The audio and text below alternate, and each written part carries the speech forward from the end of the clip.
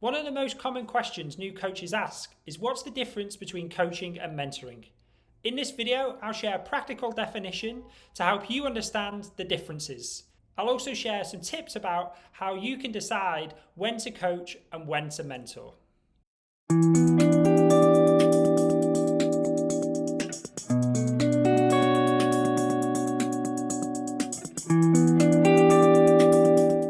Before we look at the differences, let's have a look at what they've got in common. Both coaching and mentoring aim to help people.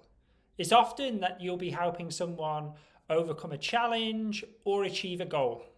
To do coaching and mentoring well also requires similar skills. These skills are active listening, asking good questions, and self-awareness. You may also want to check out this video that expands more on these three critical skills. So with these commonalities between coaching and mentoring, it's no surprise that people get confused. So let's have a look now at what are the differences. So one way to look at the differences is the role you play in helping the person. In mentoring, I like to think of it as let's work together to solve this problem. I'll share some advice with you from my experience that might be helpful. And contrast this to coaching, where instead of me giving you advice, I'll create a safe space for you to do your best thinking. I'll ask questions and use specific techniques that can unlock your thinking and help you explore the problem from new perspectives and in new ways that can help you find the breakthrough.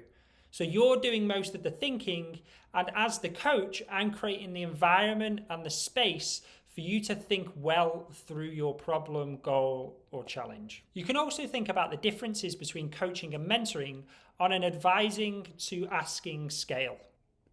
So I use this model to explain the differences between mentoring and coaching. It's very simple. On this axis, you can look at advising, and on this axis, you can look at asking. And both of these go from high to low.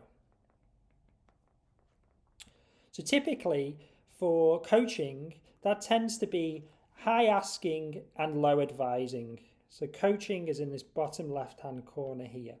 You're asking questions and you're typically not advising too much. Now, interestingly, where do you think mentoring goes? You may think that mentoring is high advising and low asking. However, in my experience, the best mentoring is a combination of both advising and also asking good questions. So the best mentors don't just simply give you their advice, but they ask questions to help you think through the problem as well. Now, to finish this model, you could also look at low asking and high advising, and I would call that directing.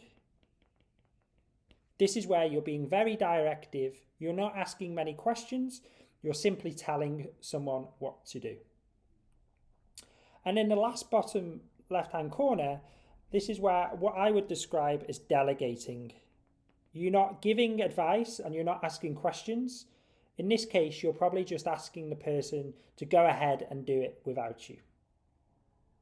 So this is a really simple model that helps you understand the differences between coaching and mentoring. Coaching is typically asking questions and doing less advice. Mentoring is a bit of both, asking good questions, but also giving your advice and sharing your experience. And once you know the differences between coaching and mentoring, your next question will be when to coach and when to mentor. A quick reminder that both coaching and mentoring can be hugely valuable. Often we tend to think that coaching is this kind of elite, superior way of helping someone. In reality, I found that mentoring and coaching helps in my personal development, and it's very important to have a combination of the two. So don't be fooled that coaching is better than mentoring, and be aware that in a certain situation, using one or another might be more appropriate. When trying to work out if you should coach or mentor, a really great place to start is simply just to ask a question. The person you're helping, ask them the question, what would you like from me? Would you like me to give you some advice from my experience? Or maybe you'd like me to ask a few questions to help you think about the problem from different perspectives. Often when you simply ask this question, you'll get a feeling from the person what they'd like in that given situation. Now, this is where it becomes a little bit tricky for two reasons. One, the person might share with you that they'd like your advice. However, that might be not the most helpful thing for them. It might be that they're coming to you seeking the advice so that you can help solve their problem instead of taking that accountability on themselves.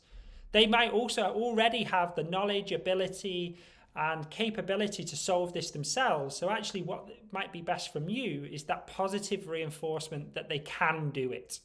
The second reason why this is challenging is because we all love to give advice. When we give advice, it makes us feel good and it makes us feel important. However, giving our advice might not be the best thing. And often our advice is not quite as good as we think it is. In this video, I share 6 alternatives to giving advice.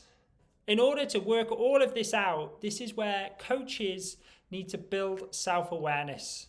Once you can become more self-aware, you can understand the triggers and things that drive you to certain responses.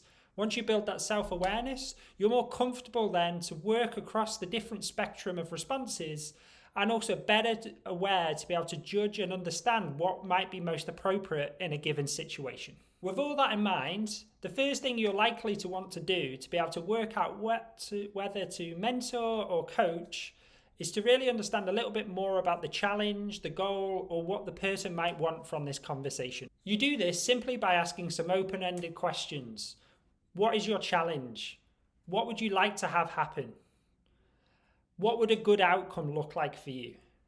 By asking these open questions, you can start to get an understanding around the challenge and the person can start to think through what they'd like from this conversation. And there are 2 dimensions that I found helpful to help you figure out what might be best in this situation. Should you do some coaching, some mentoring, or maybe a different approach completely?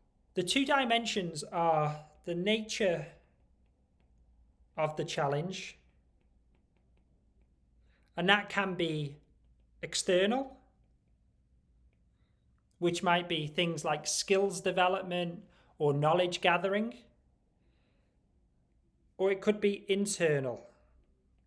The challenge is something to do with an assumption, a belief, or a mental model that you hold. So something that's more related to you as a person rather than acquiring knowledge. So that's the first scale that I tend to think about this on. The second is your ability to overcome that challenge or achieve the goal. And that goes from a high to a low. So we have our 2 dimensions. And using this, we can start to look at when we might coach and when we might mentor.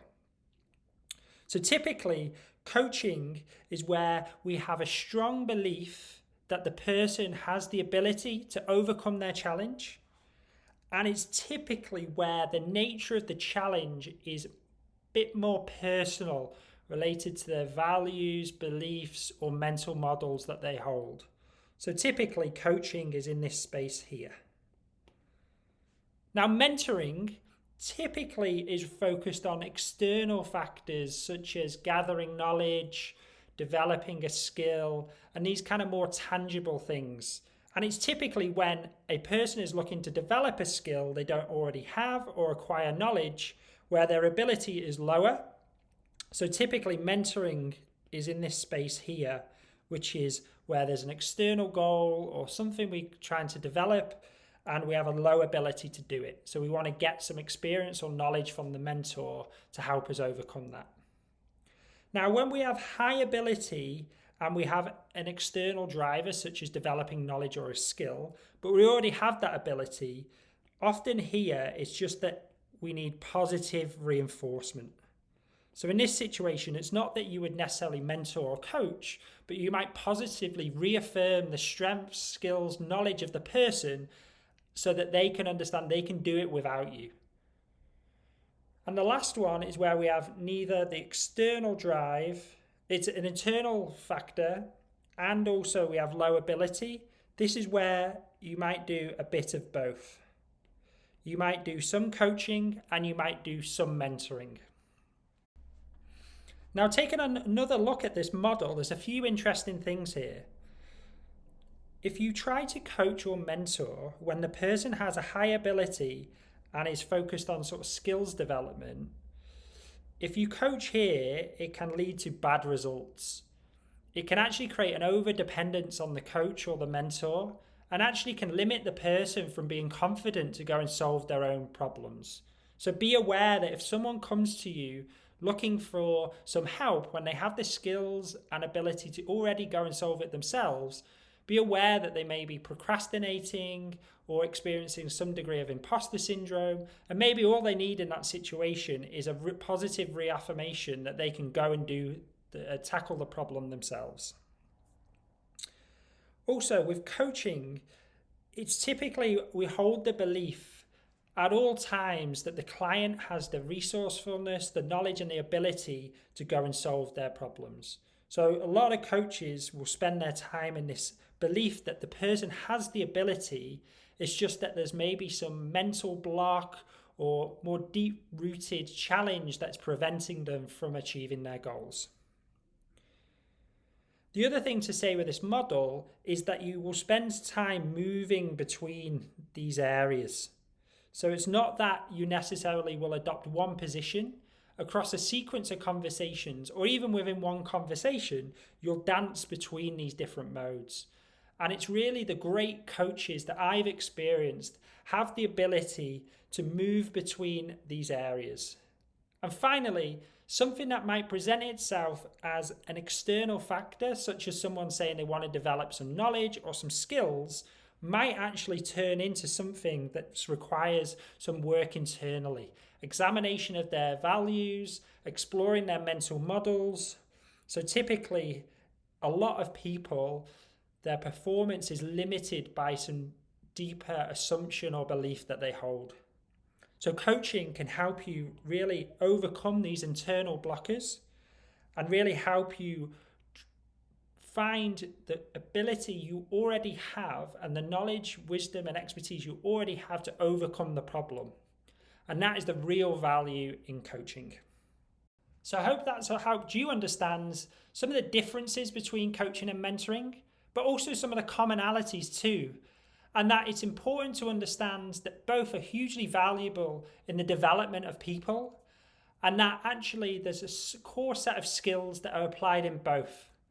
And once you start to develop the skills of active listening, asking good questions, and self-awareness, it allows you to be both a great mentor and a great coach. To help you build coaching skills, I created Switch, a free 5-day program. Each day, you'll be given a 5-minute exercise that will allow you to build coaching skills and also build a habit of coaching. You can find the link in the description, and I'd love to help you on the journey too. And don't forget to hit subscribe so that you get all the best insights to help you, your team, and organization improve.